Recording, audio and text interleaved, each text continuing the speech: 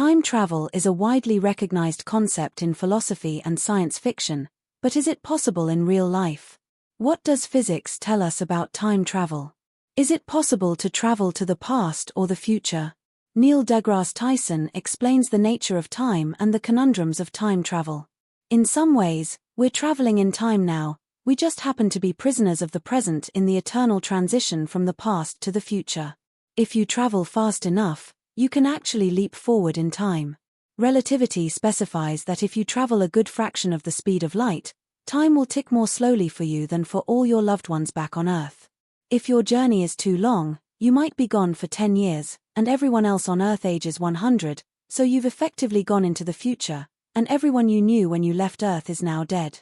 If you want to go into the past, that's a little more problematic. There are people who have recognized what severely distorted space does, the effect that severely distorted fabric of space and time has on the passage of time, and it turns out there is a path you can take around two moving black holes that haven't quite collided yet where you can end up in the past of when you started that journey. Backward time travel, according to calculations from Einstein's general relativity, is enabled by this severely distorted fabric of space and time, such as what you would get with black holes that came into their own proximity. There are some physical theories that can help us learn what time travel is and how it works. In 1905, Albert Einstein published the first part of his relativity theory, known as special relativity. The theory of special relativity shows that particles of light, photons, travel through a vacuum at a constant pace of approximately 300,000 km per second, a speed that's immensely difficult to achieve and impossible to surpass in that environment.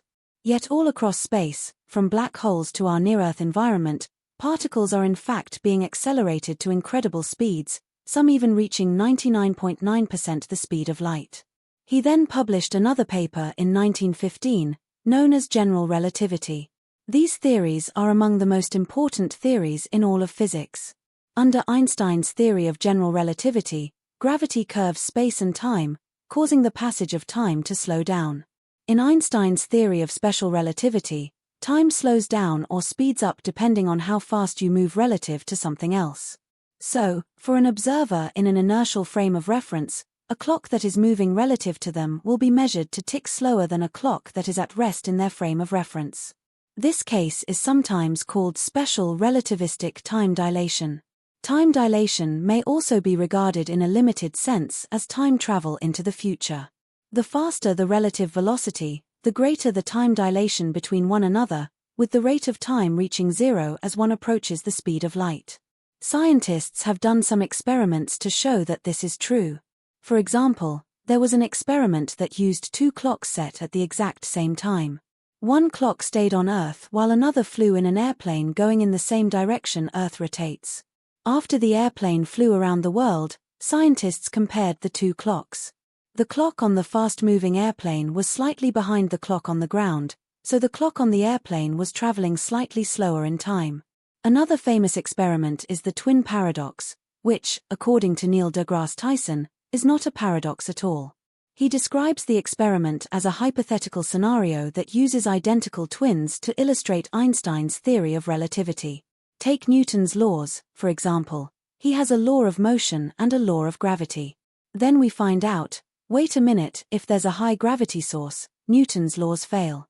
If you're moving really fast, faster than a running horse, whatever Newton might have experienced in his life, his equations begin to break down.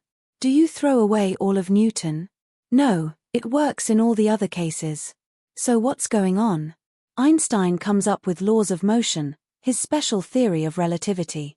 Einstein comes up with a new law of gravity, his general theory of relativity. Do they replace Newton? No, they draw a bigger circle around the applicability of Newton's laws. Newton's laws apply here, Einstein's laws take over, and even with Einstein, his equations can't take us to the center of a black hole, the singularity that's there, the singularity at the beginning of the universe. We know now that his theories fail, they blow up on the page. So we have a whole frontier of science. The string theorists, we've got top people working on this to try to extend Einstein's laws into an even bigger regime. There have been many scientists who have proposed time travel theories that describe how time travel might be possible. Physicist Miguel Alcubierre proposed a theoretical solution to Einstein's equations which would allow a spacecraft to achieve apparent faster-than-light travel.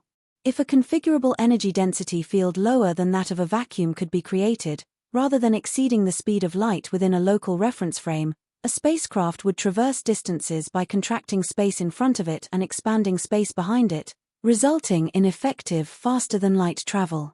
Objects cannot accelerate to the speed of light within normal spacetime. Instead, the Alcubierre drive shifts space around an object so that the object would arrive at its destination more quickly than light would in normal space without breaking any physical laws. However, the proposed mechanism of the Alcubierre drive implies a negative energy density and therefore requires exotic matter, which has physical properties that would violate known laws of physics. What leads people to think that traveling back in time cannot occur in our universe is the grandfather paradox. This is a well-known paradox of time travel in which inconsistencies emerge through changing the past. The name comes from the paradox's description. A person travels to the past and kills their own grandfather before the conception of their father or mother, which prevents the time traveler's existence.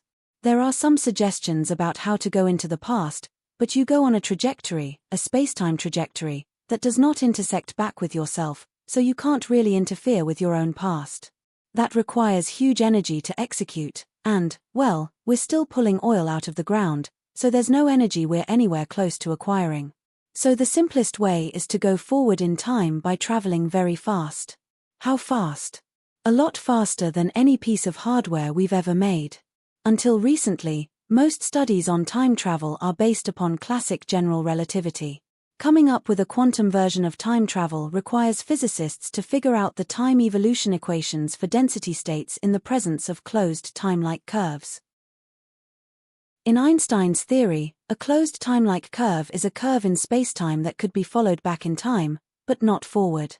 In 1991, David Deutsch, a physicist at the University of Oxford, came up with a proposal for the time evolution equations with special note as to how it resolves the grandfather paradox and nondeterminism. However, his resolution to the grandfather paradox is considered unsatisfactory to some people because it states the time traveler re-enters another parallel universe and that the actual quantum state is a quantum superposition of states where the time traveler does and does not exist.